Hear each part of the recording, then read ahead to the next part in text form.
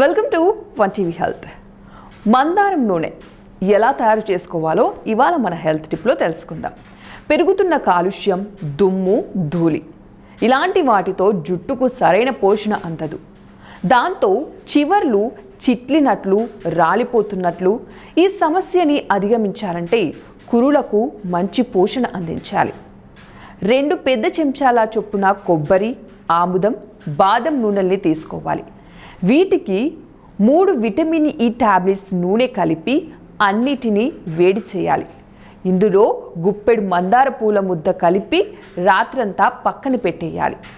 మర్నాడు వడపోసి ఓ సీసాలు తీసుకోవాలి. నిద్రపోయే ముందు ఈ నూనెను తలకు రాసుకుని మృదువుగా మర్దన చేయాలి. ఆ తర్వాత గాఢత తక్కువగా ఉన్న షాంపూతో కడగాలి. ఇలా వారంలో 2 లేదా 3 సార్లు చేసినట్లయితే చాలు. జుట్టు చిట్లకుండా, రాలకుండా, నెరవకుండా ఉంటుంది. ఈ నూనెను ఎప్పటికప్పుడు తయారు చేసుకోవచ్చు.